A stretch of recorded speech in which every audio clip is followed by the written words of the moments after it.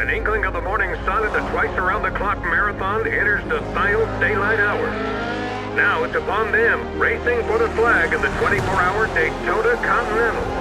But it's the Miles Ruby prototype Ford which has the crowd aghast as it shows bullet-like acceleration off the banking along the backstretch. What a dominant performance! The Ford Mark IIs will sweep the podium and set a new lap record. Ken Miles and Lloyd Ruby take the checkers.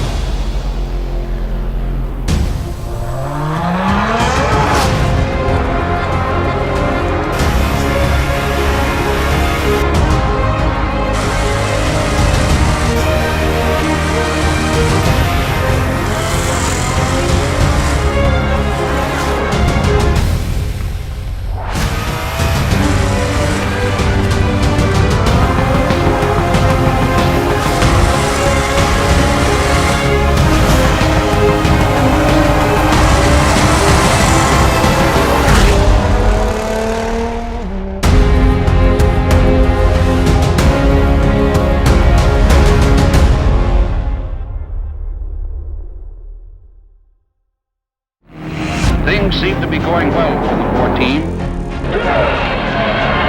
Come to Daytona to see what Detroit's best can do.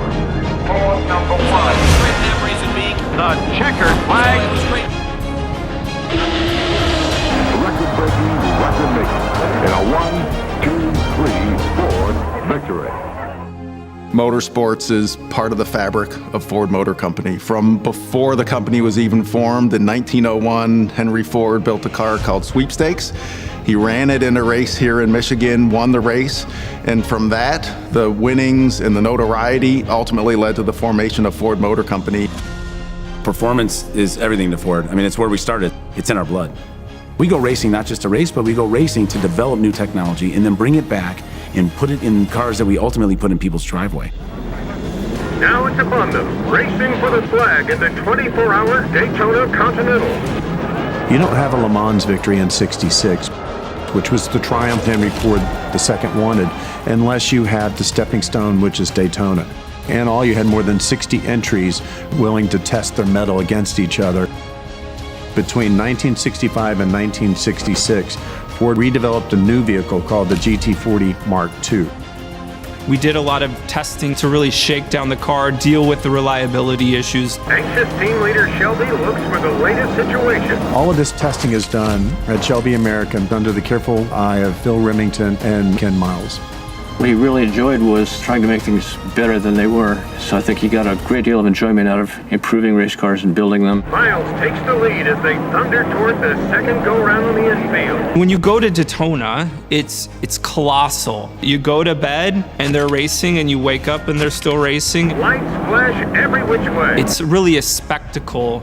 When you dig into the story of our 1966 Daytona win, it's equally as incredible as the Le Mans race. Ruby mounts up for the final stint and gets away with a 9-lap lead. Ken Miles and Lloyd Ruby won by 30 miles. It was the first time anybody had ever challenged Ferrari's supremacy in sports car racing. Ken Miles and Lloyd Ruby take the checkers.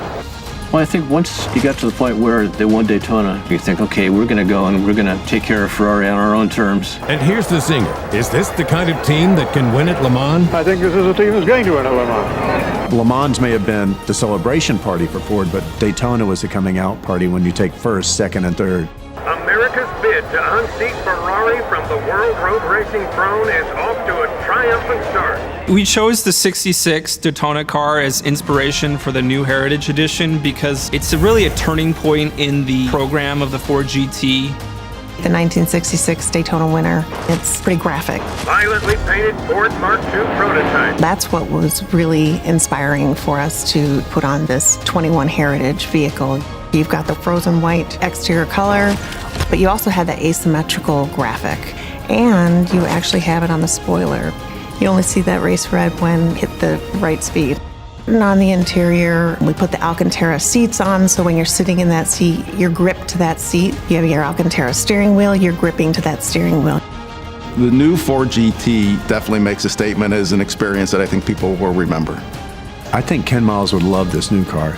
I think that he'd love the beauty of it, the engineering that's gone into it, I think that he would find ways that he can improve it. I think he'd take it out on the track, but that's what drives Ford performance. We've got a great car. How can we make it a little bit better?